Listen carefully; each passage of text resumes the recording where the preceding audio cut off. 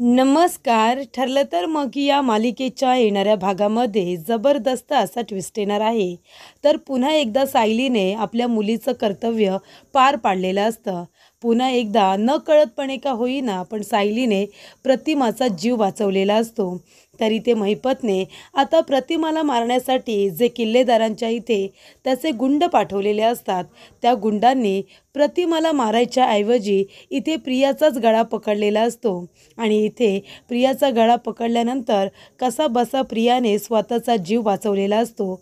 आणि जेव्हा ती त्यातून उठते आणि विचारते की तुम्हाला इथे कुणी पाठवलंय, आणि ती सुद्धा त्या गुंडांना मारायला सुरुवात करते, तेव्हा ते इथे महिपतचं नाव न घेता नागराजचं नाव घेतात.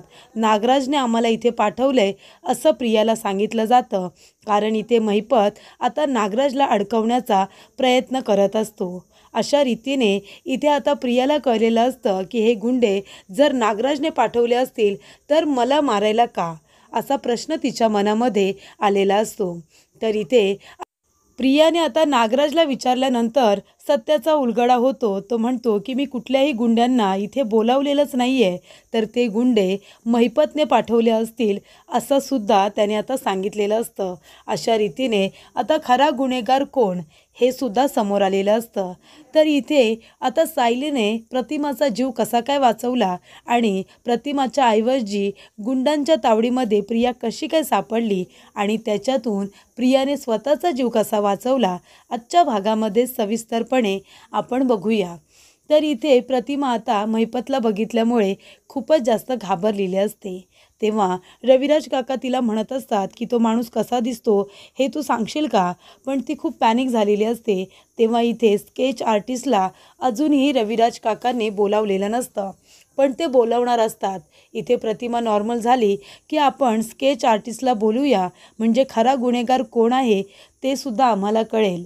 22 वर्षांपूर्वी कुणाची इतकी हिंमत झाली होती की आमच्या गाडीचा अपघात घडून आणला आणि आम्हाला तिघांना एकमेकांपासून वेगळं केलं. एवढ्या वर्ष आम्ही तिघेही एक एक अनाथांसारखं जीवन जगलेलं आहे, असं इथे रविराज काका म्हणतात. आमच्या आयुष्यातली 22 वर्ष आम्ही वाया घालवलेली आहेत. एकमेकांपासून आम्ही दूर राहिलो. आमच्या मुलीवरती आम्हाला चांगले संस्कार करता आले नाही, असं इथे रविराज काका म्हणतात. त्यामुळे आता ज्याला कुणी प्रतिमाने बघितलंय त्याला शोधून काढायचं आणि त्याला त्याच्या गुन्ह्याची शिक्षा द्यायची आणि आमचा अपघात नक्की का घडून आणला याचं उत्तरसुद्धा त्याच्याकडे मागायचं, असं ते म्हणतात. पण इथे प्रतिमा आता छोट्या मोठ्या गोष्टींना सुद्धा घाबरत असते. तिने अन्न पाणी सोडलेलं असतं. सतत तिच्यासमोर फक्त त्या महिपतचा चेहरा आणि जळकं लाकूड त्याने तिच्या चेहऱ्यावरती मारलेलं असतं. ही सिच्युएशन तिच्यासमोर सारखी सारखी आता उभी राहत असते. तिला हे सगळं सारखं सारखं आठवत असतं. त्यानंतरला आता रविराज काका म्हणतात की प्रतिमा तू शांत हो, तुला इथे कुणाला भेटायला बोलू का, तुला कुणाला भेटायचं आहे? पूर्णाजी, सायली, कल्पना वहिनी तर इथे नाही आहे, ती तिच्या भावाकडे गेलेली आहे. पण सायली आणि पूर्णाजी मात्र आहेत. मी त्यांच्यापैकी कुणाला इथे बोलू का तुझ्याजवळ, की तुला तिथे जायचं आहे? तेव्हा इथे सायली आता म्हणत असते अर्जुनला की इथे प्रतिमा आत्यांची तब्येत बरी नाही आहे, त्याच्यामुळे आपण त्यांना बघायला जाऊया का? तेव्हा अर्जुन म्हणतो नक्कीच, मी ऑफिसमधून आल्यानंतर मी तुम्हाला इथे पिक करेन, आपण दोघेही प्रतिमा आत्याला बघायला जाऊया, असा अर्जुन आणि सायली यांनी सुद्धा प्लॅन केलेला असतो. तर प्रतिमा म्हणत असते की मला सायलीला भेटायचं आहे. तेव्हा रविराज काका म्हणतात की नक्की, आपण उद्या सायलीकडे जाऊया, तिला भेटल्यानंतर तुला थोडं बरं वाटेल. कारण इथे प्रिया आता रविराज काकांसमोर नाटके करत असते की आई जेवून घे ना, तू पोटभर जेव ना, पण इथे प्रतिमा मात्र तिच्या हातचं काहीही खात नसते. उलट इथे प्रिया आता तिला मारण्याचे सगळे प्लॅन करत असते. प्रिया तिच्यासाठी जेवणाचं ताट घेऊन येते, त्याच्यामध्ये तिने झोपेच्या गोळ्या मिक्स केलेल्या असतात. पण प्रतिमा जबरदस्तीने ते जेवल्यानंतर तिला उलटी येते आणि ती जाऊन उलटी करते. त्याच्यामुळे जे काही गोळ्या त्याच्यामध्ये गेलेल्या असतात तिच्या पोटामध्ये, त्या सगळ्या उलटीद्वारे बाहेर आलेल्या असतात. त्यानंतर इथे प्रिया तरीसुद्धा थांबत नाही. ती उशी घेते आणि प्रतिमाच्या तोंडावरती आता दाबून ठेवते.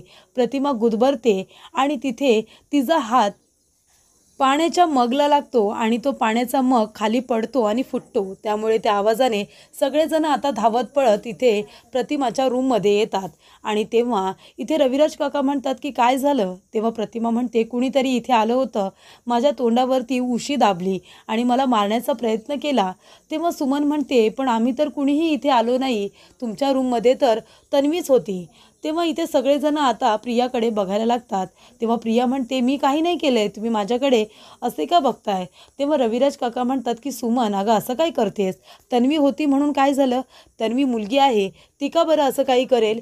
तेव्हा सुमन म्हणते नाही भाऊजी, मला तसं म्हणायचं नव्हतं, जर इथे कुणी आलं असतं तर तन्वीला दिसलं असतं ना, रूममध्ये तर तन्वी होती, मी असं म्हणते। तेव्हा इकडे आता प्रिया म्हणत असते की आईला कदाचित भास होत असतील, भास, आणि तिथेच आता प्रतिमाला आता शांत केली जाते आणि तो विषय तिथेच आता दाबून ठेवला जातो। त्यानंतर नागराज आणि प्रिया म्हणतात की आता काय करायचं? जर ही प्रतिमा रिलॅक्स झाली तर स्केच आर्टिस्ट आल्यानंतर महिपतचं सत्य बाहेर येईल आणि त्याच्याबरोबर आपलंसुद्धा। तेव्हा नागराज आणि प्रिया दोघेजणं महिपतला भेटायला जातात आणि त्याला सगळं सत्य सांगतात की वहिनीने तुला ओळखलेलं आहे। तेव्हा इथे महिपत म्हणतो जर मी या प्रकरणामध्ये अडकलो तर नागराज शेठ मी तुम्हाला सोडणार नाही, मी तुमचंसुद्धा नाव घेणार की तुम्हीच हे मला सगळं करायला सांगितलं होतं।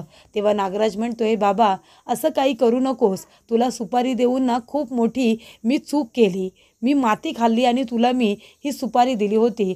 अरे तिघांमधलं एकसुद्धा कुणी मेलेलं नाही आहे, सगळेजण जिवंत आहेत आणि माझ्या इथे मानेवरती टांगती तलवार आहे की कुणाला एकदा काही आठवतंय आणि माझं नाव समोर येते की काय? पण आता तूच माझं नाव सांगायला निघालंयस।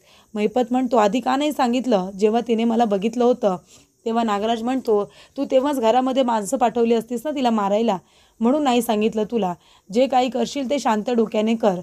तेव्हा इथे महिपत आता म्हणतो की आता त्या प्रतिमाला जिवंत ठेवण्यात काही अर्थ नाही आहे, जर ती जिवंत राहिली तर मग ती माझं नाव सांगेल, तिला कधी ना कधीतरी मी आठवेन, ती मला परत बघेल, माझं स्केच तयार होईल आणि माझ्यापर्यंत सगळेजण पोचतील, त्याआधीच त्या प्रतिमाचा काटा काढला पाहिजे, असं नागराज आणि महिपत दोघेही आता ठरवतात।